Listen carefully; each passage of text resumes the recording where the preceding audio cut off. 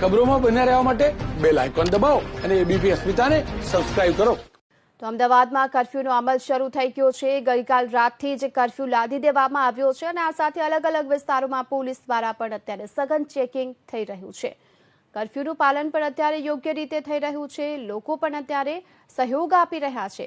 તો અમદાવાદના અલગ અલગ વિસ્તારોમાં પોલીસ દ્વારા સઘન ચેકિંગ કરવામાં આવી રહ્યું છે અને લોકોનો પણ અત્યારે સહકાર મળી રહ્યો છે। અલગ અલગ વિસ્તારની અંદર ટ્રાફિક પોલીસ અને પોલીસ જવાનો લોકોને તપાસી રહ્યા છે। તેમની પાસે ઓળખ કાર્ડ પણ માંગવામાં આવી રહ્યું છે। તેમની પૂછપરછ પણ હાથ ધરવામાં આવી રહી છે। અનેક વિસ્તારો અત્યારે સુમસામ થતા જોવા મળ્યા છે। સુભાષ બ્રિજ રોડની વાત કરીએ તો અહીં પણ ટ્રાફિક પોલીસના જવાનો અને પોલીસના જે અધિકારીઓ છે તેઓ પણ પહોંચ્યા હતા। લોકોની પૂછપરછ કરવામાં આવી રહી છે। ત્યારે અંગે વધુ વિગતો મેળવીએ સંવાદદાતા અર્પિત દરજી આપણી સાથે જોડાઈ ચૂક્યા છે, જેઓ અત્યારે હાથીજણ વિસ્તારમાં છે। શું લાગી રહ્યું છે અર્પિત, ત્યાં કયા પ્રકારના દ્રશ્યો સામે આવી રહ્યા છે? ગીતા, કર્ફ્યુનો અમલ છે એ યોગ્ય રીતે થાય તે માટે પોલીસ સક્રિય બની છે। પોલીસની સાથે ટ્રાફિક પોલીસના જવાનો પણ આ કર્ફ્યુની અમલવારી માટે લાગેલા છે।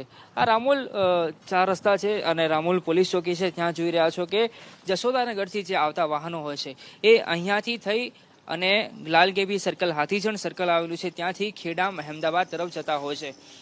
જે એક્સપ્રેસ મુખ્ય 2 રસ્તા છે એ સિવાય આ વૈકલ્પિક એક માર્ગ હોય છે, અહીંયાથી લોકો જતા હોય છે। ત્યારે અહીંયા લોકો વિના કામે વગર કોઈ કારણે સીધી રીતે અહીંથી પસાર ન થાય તે માટે ખાસ અહીંયા ધ્યાન રાખી રહ્યા છે। દરેકને પૂછવામાં આવી રહ્યું છે, દરેક વાહનો છે અહીંયાથી પસાર થતા એ તમામને રોકવામાં આવી રહ્યા છે અને યોગ્ય કારણ તેમને પૂછવામાં આવી રહ્યું છે। જો યોગ્ય કારણ હોય તો તેમને અહીંયાથી જવા દેવામાં આવી રહ્યા છે। એટલે કે દરેકે દરેક 2 વ્હીલર હોય અથવા તો 4 વ્હીલર હોય એ તમામને અહીંયા પૂછપરછ કરવામાં આવી રહી છે।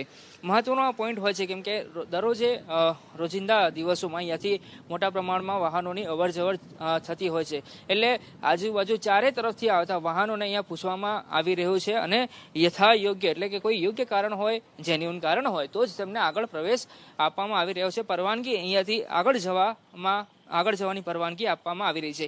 અહીંથી લાલગેબી સર્કલની વાત કરું તો ત્યાં પણ જે બેરિકેડ છે એ લગાવી દેવામાં આવ્યા છે, જેથી કરીને મુખ્ય જે રિંગ રોડ છે એ રિંગ રોડથી લાલગેબી સર્કલ થઈ રામોલ એટલે કે અહીંયાથી અમદાવાદ શહેરમાં જશોદાનગરનો જે હિસ્સો છે ત્યાં તરફ પ્રવેશે ન એનું ખાસ ધ્યાન રાખવામાં આવી રહ્યું છે। એટલે પોલીસ દરેક વ્યક્તિની અહીંયા પૂછપરછ કરી રહી છે અને યોગ્ય કારણ તેમને જાણવાનો પ્રયાસ કરી રહી છે અને જો યોગ્ય કારણ હોય તો જ તેમને અહીંયાથી જવાની પરવાનગી, અનુમતિ આપવામાં આવી રહી છે। સાથે જ આધાર પુરાવાની પણ તેઓ તપાસ કરી રહ્યા છે। ઓળખ કાર્ડ હોય અથવા તો કોઈ જેન્યુઅન રીઝન માટે તેઓ નીકળી રહ્યા છે તો તેના આધાર પુરાવા હોય તેની પણ તેઓ પૂછા કરી રહ્યા છે અને એના આધારે જ તેમને આગળ જવાની અનુમતિ આપી રહ્યા છે। એક પ્રવાસી તમે જોઈ રહ્યા છો કે ચાલતા ચાલતા તેમની સાથે પ્રયાસ કરીએ વાત કરવાનો। ભૈયા કહાં સે આ રહે આપ? कहाँ से चलते चलते कहाँ तक आ गए? रिंग रोड से आए। अच्छा, फैमिली तो गई मेरी चलते बाइक पे अभी। कितना किलोमीटर चल के आए आप? 2 किलोमीटर 2-3 किलोमीटर। तो कोई कुछ मिला नहीं वाहन आपको? कहाँ उतारा था? रिंग रोड पे उतारता। તો રિંગ રોડ પર જે લોકોને ઉતારવામાં આવ્યા હતા તેઓ હવે ચાલતા ચાલતા પોતાના જે ગંતવ્ય સ્થાન છે ત્યાં જવાની જરૂર પડી છે। પણ સવારથી જે પ્રવાસીઓ સાથે વાત કરી છે તેઓ રાજસ્થાન, મહારાષ્ટ્ર, માત્ર ગુજરાત નહીં પરંતુ અન્ય રાજ્યમાંથી પ્રવાસીઓ આવી રહ્યા છે। તેઓએ પારાવાર હાલાકી મુશ્કેલીનો સામનો કરી રહ્યા છે અને તેઓને રિંગ રોડ પર ઉતારવામાં આવે છે એટલે તેઓએ ન છૂટકે અહીંયાથી 5 થી 7 કિલોમીટર સુધીનું અંતર અમદાવાદ શહેરમાં તેઓએ આવવા માટે કાપવું પડી રહ્યું છે અને તેઓ ચાલતા ચાલતા પોતાના ગંતવ્ય સ્થાન છે ત્યાં જવાની ગીતા ફરજ પડી રહી છે। એટલે કે આ વિસ્તારની વાત કરીએ, રિંગ રોડનો સવારથી આપણે માહોલ બતાવી રહ્યા છે તો રિંગ રોડ પર તમામ જે મુખ્ય પ્રવેશદ્વાર છે, જો આ મેડિકલ કાર્ય માટે એટલે કે હોસ્પિટલ માટે તેઓ જઈ રહ્યા છે તો તેમની પાસે જે મેડિકલની ફાઇલ છે તે માંગવામાં આવી હતી। એટલે યોગ્ય કારણ હોય અને આધાર પુરાવા હોય તેવો જ તેમને અમદાવાદ શહેરમાં અહીંયાથી પ્રવેશ આપવામાં આવી રહ્યો છે। એટલે દરેક નાના મોટા વાહનો હોય તેમને અહીંયા રોકવામાં આવી રહ્યા છે। પોલીસના જવાનો તેમની પૂછપરછ કરી રહ્યા છે। એટલે સખ્તાઈથી જે કર્ફ્યુ છે તેનું પાલન થાય એનું ખાસ અહીંયા ગીતા ધ્યાન રાખવામાં આવી રહ્યું છે। જી અર્પિત, અને આ સાથે જ હવે લોકોનો પણ કયા પ્રકારનો સાથ સહકાર મળી રહ્યો છે? પોલીસને યોગ્ય સહકાર આપી રહ્યા છે કે કેવું?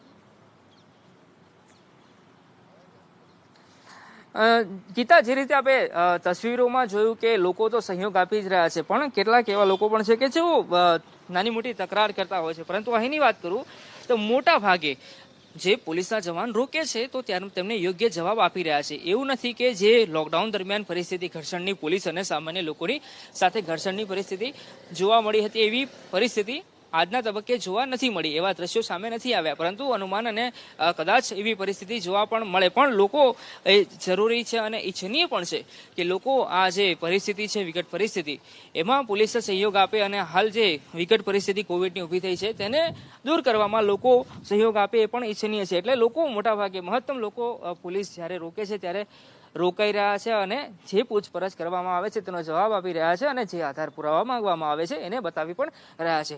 એટલે લોકોની જે સહયોગની વાત છે એ ગીતા અહીંયા હાલ જોવા મળી રહી છે.